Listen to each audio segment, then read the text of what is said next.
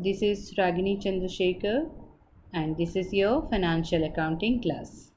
Okay, today we'll solve another problem of a question paper of the same departmental account chapter. I think this is the last slide of your departmental account because I'm going to solve 1 year question paper here or in this video, and I'm giving the another question paper problem for your homework. Okay. Today I'll solve the 2018 and 2019 question paper problems. That means I'm going to solve one here. Okay. Just go through the 5 marks problem of a 2018.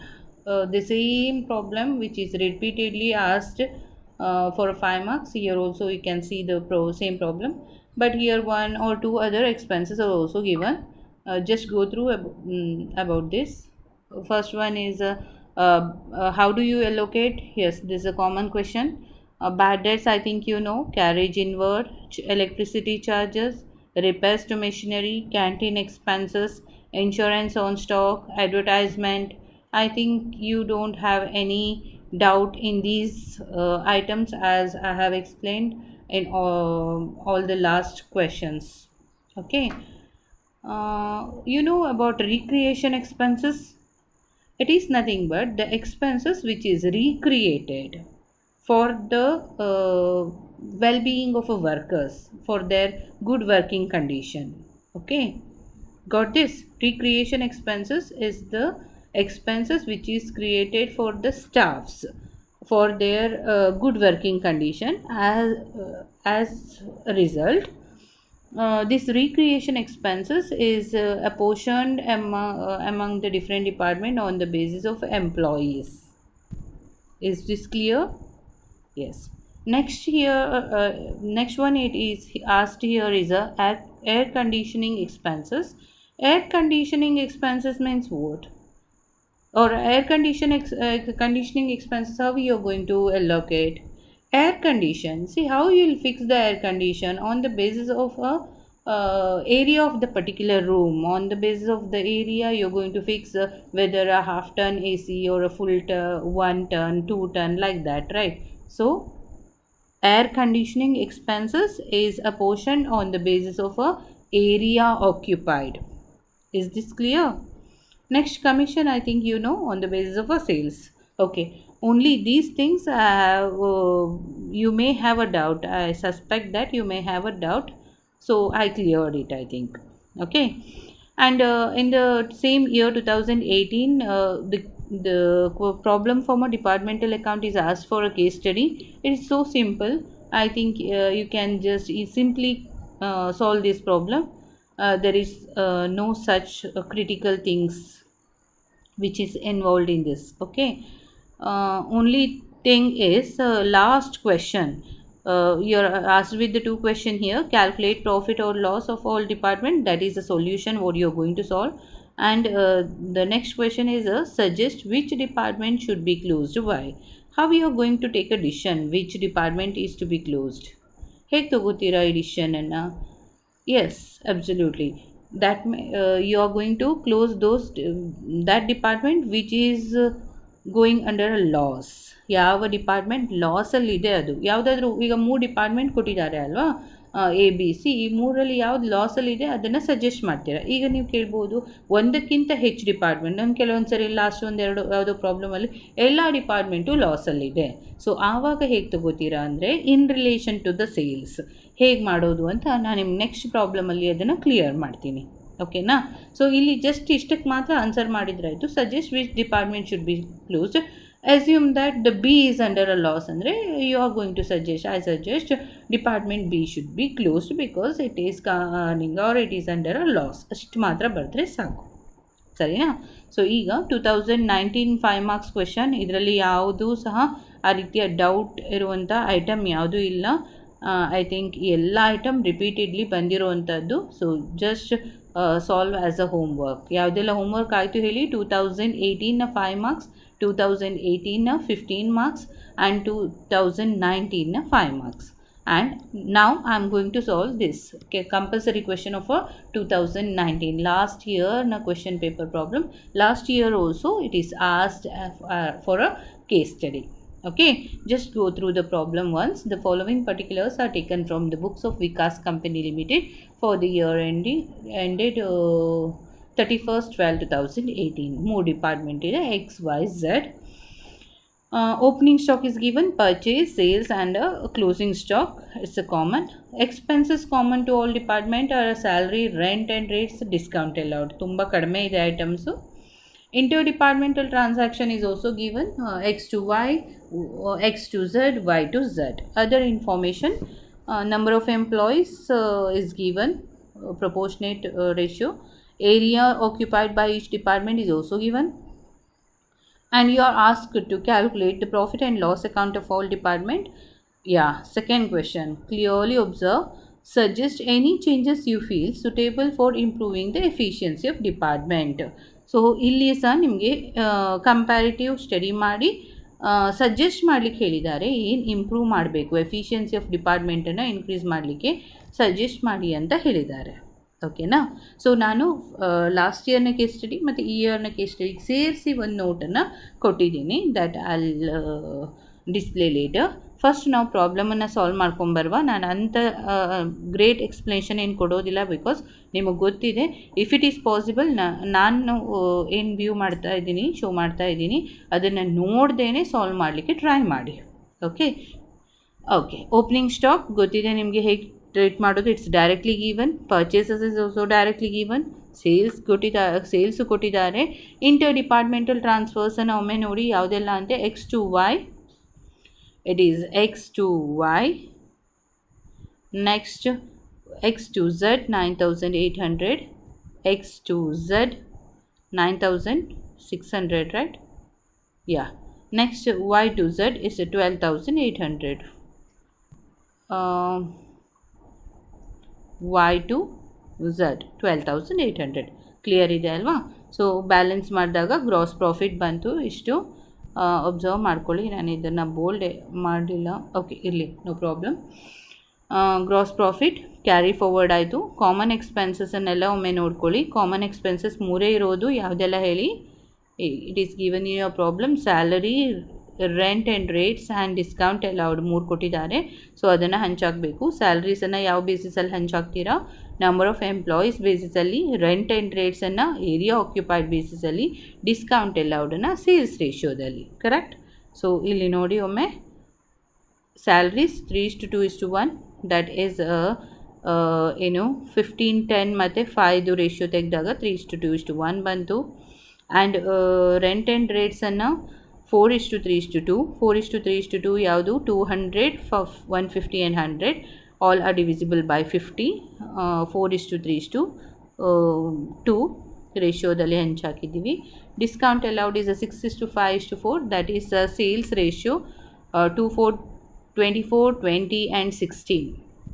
Okay. So ಅದರ ರೇಷಿಯೋನ simplify ಮಾಡಿದಾಗ 6:5:4.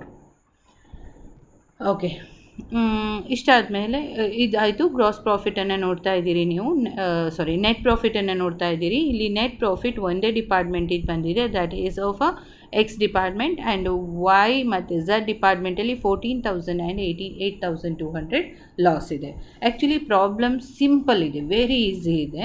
But ಏನು ಕೇಳಿದ್ದಾರೆ ಅಂತ ಹೇಳಿದರೆ, ಈ case study ಕ್ವೆಶನ್ನಲ್ಲಿ problem ಎಷ್ಟೇ ಈಸಿ ಇದ್ದರೂ how effectively you are writing an answer for the question, that is important. ಇಲ್ಲಿ ನೋಡಿ, suggest any changes you feel suitable for improving the efficiency of a department.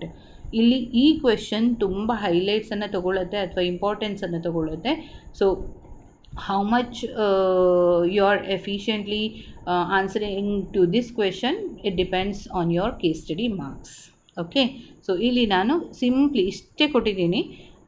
ತುಂಬ ಸಿಂಪ್ಲಿಫೈಡ್ ಎಕ್ಸ್ಪ್ಲನೇಷನ್ ಅಂತ ಅನಿಸ್ಬೋದು, ಆದರೆ ಇಲ್ಲಿ ತುಂಬ ಏನು ವರ್ಕ್ ಇದೆ, ಅಥವಾ ಇದನ್ನು ನೀವು ಸ್ವಲ್ಪ ಕ್ಯಾಲ್ಕುಲೇಟ್ ಮಾಡಿ ಕೊಡಬೇಕಾಗತ್ತೆ. ಓಕೆ. ಇದಕ್ಕೆ ಇದನ್ನು ಕೇಸ್ ಸ್ಟಡಿ ಅಂತ ಕರೆಯುವಂಥದ್ದು. ನೋಡಿ, suggestion from the solution it is clear that department X is running under a profit. ಹೌದಲ್ವಾ? ನೋಡಿ, department X is running under a profit of 19,000. whereas department Y and Z is under a loss. Yes, Y is running at a loss of 14,000 and Z is under a loss of 8,200. Is this clear? So ಇಲ್ಲಿ ನೀವು ಕೊಡಬೇಕಾದ್ರೆ ನೀವು ಬರಿಬೇಕಾದ್ರೆ ಮತ್ತು ಸ್ವಲ್ಪ ಜಾಸ್ತಿ ಬರೀರಿ. ಏನಂತ ಹೇಳಿದ್ರೆ ಎಕ್ಸ್ ಎಷ್ಟು ಪ್ರಾಫಿಟ್ ಅರ್ನ್ ಮಾಡಿದೆ, ವೈ ಎಷ್ಟು ಲಾಸ್ ಇದೆ, ಝಡ್ ಎಷ್ಟು ಲಾಸ್ ಇದೆ ಅಂತ ಕೊಡಿ. ನಾನು ಲಾಸ್ಟೆಲ್ಲ ಕೇಸ್ ಸ್ಟಡಿ ಪ್ರಾಬ್ಲಮ್ಗೆ ಲಾಂಗ್ ಎಕ್ಸ್ಪ್ಲನೇಷನ್ ಕೊಟ್ಟಿದ್ದೆ, ಬಹುಶಃ ನೀವು ಅದನ್ನು ರೆಫರ್ ಮಾಡಿಕೊಂಡು ಅಷ್ಟೆಲ್ಲ ಎಕ್ಸ್ಪ್ಲನೇಷನನ್ನು ಕೊಡ್ಬೋದು. ಓಕೆ, ನೆಕ್ಸ್ಟ್ ನೋಡಿ, a comparative study in relation to sales ಇದು ತುಂಬ ಇಂಪಾರ್ಟೆಂಟ್. ಇಲ್ಲಿ ಹೈಲೈಟೆಡ್ ಪಾರ್ಟೇ ಇದು. ಏನಂತ ಹೇಳಿದ್ರೆ comparative study simply I comparison ಸಾಕಾಗೋದಿಲ್ಲ. ಯಾಕಂತ ಹೇಳಿದ್ರೆ ಇಲ್ಲಿ 14,000 ಲಾಸ್ ಇದೆ department Y and department Z is under a loss of 8,200. ಹಾಗೆ ನೋಡ್ಲಿಕ್ಕೆ ಹೋದರೆ ಎರಡನ್ನೂ ಹಾರ್ವೆಸ್ಟ್ ಮಾಡಬೇಕಾಗತ್ತೆ. ಹಾಗೆ ಮಾಡ್ಲಿಕ್ಕೆ ಆಗೋದೇ ಇಲ್ಲ. ಆ್ಯಂಡ್ ಹಿಯರ್ ನಿಮ್ಮ ಕ್ವೆಶನ್ ಏನು ಕೇಳಿದ್ದಾರೆ ಅಂತ ಹೇಳಿದ್ರೆ ಸಜೆಸ್ಟ್ ಎನಿ ಚೇಂಜಸ್ ಅಂತ ಕೇಳಿದ್ದಾರೆ. ಸರಿನಾ? ಚೇಂಜಸ್ ಕೇಳ್ತಾ ಇದ್ದಾವಾಗ ನೀವು ಹಾರ್ವೆಸ್ಟ್ ಸಜೆಸ್ಟ್ ಮಾಡೋದು ಇಟ್ಸ್ ನಾಟ್ ಗುಡ್ ಅಂತ ನನಗನ್ಸುತ್ತೆ. Okay, so for that reason ನಾನು ನಿಮಗೆ ಏನು ಸಜೆಸ್ಟ್ ಮಾಡ್ತೀನಿ ಅಂತ ಹೇಳಿದ್ರೆ ಎರಡೆರಡು ಫಾರ್ಮ್ ಅದು ಡಿಪಾರ್ಟ್ಮೆಂಟ್ ಲಾಸಲ್ಲಿದ್ದಾಗ ಒಂದನ್ನು ಹಾರ್ವೆಸ್ಟ್ ಮಾಡಲಿಕ್ಕೆ ಅಥವಾ ಒಂದನ್ನು ಕ್ಲೋಸ್ ಮಾಡಲಿಕ್ಕೆ ನೀವು ಸಜೆಸ್ಟ್ ಮಾಡಿದರೆ ಮತ್ತೊಂದನ್ನು ಇಂಪ್ರೂವೈಸ್ ಮಾಡಲಿಕ್ಕೆ ನೀವು ಸಜೆಷನನ್ನು ಕೊಡಲೇಬೇಕಾಗತ್ತೆ. ಓಕೆನಾ? ಸೊ ಇಲ್ಲಿ ನೋಡಿ, ಇನ್ ರಿಲೇಷನ್ ಟು ಸೇಲ್ ಅಂತ ಹೇಳಿದೆ ನಾನು. ಇನ್ ರಿಲೇಷನ್ ಟು ಸೇಲ್ ಹೇಗೆ ಡಿಸಿಷನನ್ನು ತಗೊಂಡೆ ನಾನು? ಸೇಲನ್ನು ಕಂಪ್ಯಾರಿಸನ್ಗೆ ತಗೊಂಡೆವು, ಅದರ ಬೇಸಿಸಲ್ಲಿ ಯಾವುದನ್ನು ಹಾರ್ವೆಸ್ಟ್ ಮಾಡ್ಬೋದು ಅಂತ ಹೇಳಿದೆ. Department wise sale is 2 lakh where department wise loss is 14,000 and department Z sales is 1,60,000 and the department Z loss is 8,200. correct? So comparative study ಇದೆರಡನ್ನು ಇಟ್ಕೊಂಡು ನೀವು ಹೇಗೂ ಮಾಡ್ಬೋದು. ನಾನು ನಿಮಗೆ ಕ್ರಾಸ್ ಮಲ್ಟಿಪ್ಲಿಕೇಷನನ್ನು ಹೇಳ್ಕೊಟ್ಟಿದ್ದೆ ಅಲ್ವಾ? ಆ ರೀಸನ್ ಆ ವೇದಲ್ಲಿ ಹೋಗೋದಾದರೆ 2 lakhಗೆ 14,000 ಲಾಸ್ ಆದರೆ 1,60,000ಗೆ ಎಷ್ಟು ಲಾಸ್ ಆಗಬೇಕು ಅಂತ ಚೆಕ್ ಮಾಡಿ. The answer you may get 10,000 around. But ಇಲ್ಲಿ ಲಾಸ್ ಎಷ್ಟಿದೆ? 8,200. ಅಂದರೆ ಬೆಟರ್ ಕಂಡೀಷನ್ನಲ್ಲಿರೋದು ಯಾವುದು? ಡಿಪಾರ್ಟ್ಮೆಂಟ್ ಝಡ್ ಅಲ್ವಾ? ಅಥವಾ ಮತ್ತು ಹೀಗೆ ಏನು ಚೆಕ್ ಮಾಡ್ಬೋದು. 1,60,000ಗೆ 8,200 ಲಾಸ್ ಆದರೆ 2 lakhಗೆ ಎಷ್ಟು ಲಾಸ್ ಆಗ್ಬೋದು ಅಂತ ಕೊಡಿ. ಕಂಪ್ಯಾರಿಟಿವ್ ಸ್ಟಡಿ ಯಾವುದನ್ನು ಬೇಸಾಗಿ ತೊಗೋಬೋದು? ಡಿಪಾರ್ಟ್ಮೆಂಟ್ ವೈನೂ ತೊಗೋಬೋದು, ಝಡ್ಡನ್ನು ತೊಗೋಬೋದು. ಸೊ ಅದು ಸಹ 10,000 ಅರೌಂಡ್ ಲಾಸ್ ಬರಬೇಕು ಅಂತ ಹೇಳುತ್ತೆ. But loss of department Y ಎಷ್ಟಿದೆ ಹೇಳಿ? 14,000 ಇದೆ ಅಂತ ಹೇಳಿದ್ರೆ the department Y is in a critical condition ಅಂತ ಆಯಿತು. ಕರೆಕ್ಟಾ? ಸೊ ಆ ರೀಸನ್ನಿಂದ ನಾನು ಹೇಳಿದ್ದು in a comparative study in relation to sale of department Y and Z shows that loss of Y is more than a loss of Z. So it is better to harvest Y department. Harvest ಅಂದರೆ ಕ್ಲೋಸ್ ಮಾಡೋದು. Okay, and it is necessary to take corrective action towards department Z to avoid future losses. ಮತ್ತು ಝಡ್ಡಿಗೆ ನೀವು ಏನಾದರೂ corrective ಆ್ಯಕ್ಷನನ್ನು suggest ಮಾಡಲೇಬೇಕಾಗುತ್ತೆ. ಯಾಕಂತ ಹೇಳಿದ್ರೆ ಫ್ಯೂಚರಲ್ಲಿ ಅದರ ಲಾಸನ್ನು ರೆಡ್ಯೂಸ್ ಮಾಡಲಿಕ್ಕೆ ಅಥವಾ ಲಾಸ್ ಆಗೋದನ್ನು ಅವಾಯ್ಡ್ ಮಾಡಲಿಕ್ಕೆ. ಏನು ಸಜೆಸ್ಟ್ ಮಾಡಿದ್ದೆ ನೋಡಿ ನಾನು?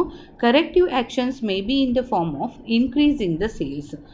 ಇದು ನಿಮಗೆ ಸಿಂಪ್ಲಿ ಗೊತ್ತಿರೋವಂಥದ್ದು. Trading and profit and loss ಅಕೌಂಟಲ್ಲಿ ಸೇಲ್ಸ್ ಇನ್ಕ್ರೀಸ್ ಆದರೆ ಆಟೋಮ್ಯಾಟಿಕ್ಕಾಗಿ ಗ್ರಾಸ್ ಪ್ರಾಫಿಟ್ ಇನ್ಕ್ರೀಸ್ ಆಗುತ್ತೆ. ಗ್ರಾಸ್ ಪ್ರಾಫಿಟ್ ಇನ್ಕ್ರೀಸ್ ಆದರೆ ಆಟೋಮ್ಯಾಟಿಕ್ಕಾಗಿ ನೆಟ್ ಪ್ರಾಫಿಟ್ ಇನ್ಕ್ರೀಸ್ ಆಗುತ್ತೆ. ಹೌದಲ್ವಾ?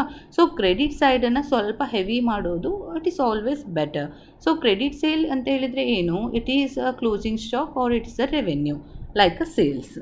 ಸೊ ಸೇಲ್ಸನ್ನು ಇನ್ಕ್ರೀಸ್ ಮಾಡೋದ್ರಿಂದ automatically it will boost your profit ಅಂತ.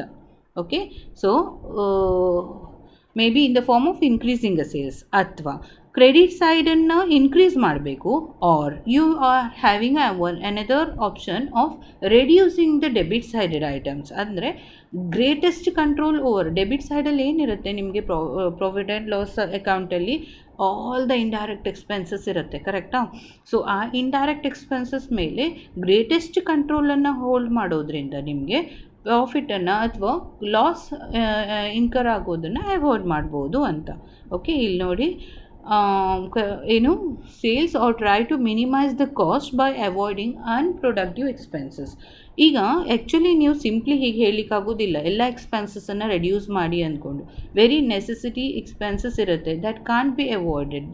Some time the expenses which occurs along with the running of a business, so that is not at all possible to hold or that is not at all possible to avoid. So ಅಂಥ ಎಕ್ಸ್ಪೆನ್ಸಸನ್ನು ನೀವು ಏನು control ಮಾಡಿ ಅಂತ suggest ಮಾಡಲಿಕ್ಕೆ ಆಗೋದಿಲ್ಲ. ಅದ್ರ ಬದಲಾಗಿ ಏನು ಹೇಳ್ಬೋದು, ಅನ್ಪ್ರೊಡಕ್ಟಿವ್ ಎಕ್ಸ್ಪೆನ್ಸಸ್ ಅಂದರೆ ಯಾವುದರಿಂದ ನಿಮಗೆ ಪ್ರೊಡಕ್ಟಿವಿಟಿ ಪಾಸಿಬಿಲಿಟೀಸ್ ಇಲ್ಲ, ಅರ್ನಿಂಗ್ ಪಾಸಿಬಿಲಿಟೀಸ್ ಇಲ್ಲ, ಅದನ್ನು ನೀವು ಅವಾಯ್ಡ್ ಮಾಡಿ ಅಂತ ಹೇಳ್ಬೋದು.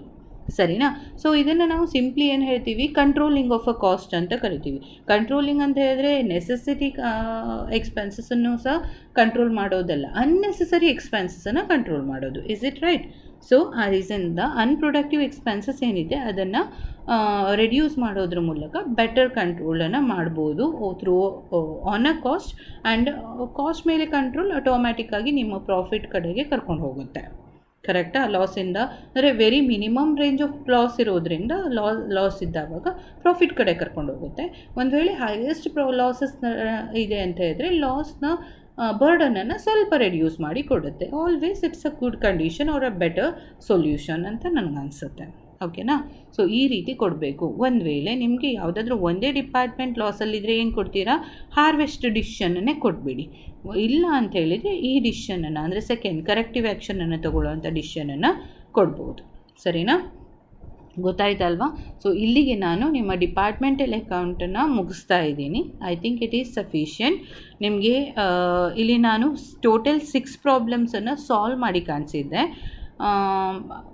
ಅದರಲ್ಲಿ ಬಹುಶಃ 3 question paper problems, 3 book problem ಇರ್ಬೋದೇನೋ, ಕರೆಕ್ಟಾಗಿ ನೆನಪು ಬರ್ತಾ ಇಲ್ಲ. Anyhow I think it is more than sufficient. ಇದೇ ರೀತಿ ಪ್ರಾಬ್ಲಮ್ ನೀವು ಕ್ವೆಶನ್ ಪೇಪರ್ ಪ್ರಾಬ್ಲಮನ್ನು ನೋಡ್ತಾ ಬಂದಿದ್ದೀರಿ ಅಲ್ವಾ, 2015ಇಂದ ನೋಡ್ತಾ ಬಂದಿದ್ದೀರಿ. ಸೊ ಎಲ್ಲನೂ ಸಹ ಹೆಚ್ಚು ಕಡಿಮೆ ಒಂದೇ ಥರ ಇರುತ್ತೆ. Just practice this type of problems from your books ರೆಡಿಯಾಗಿ. ಓಕೆ, ಡಿಪಾರ್ಟ್ಮೆಂಟಲ್ ಅಕೌಂಟ್ ಇಲ್ಲಿಗೆ ಸಾಕು. ಸೊ ಈಗ ನಿಮ್ಮ ಕೈಲಿ ಆಲ್ರೆಡಿ 3 ಕ್ವೆಶನ್ಸ್ ಇದೆ ಆ್ಯಸ್ ಅ ಹೋಮ್ವರ್ಕ್.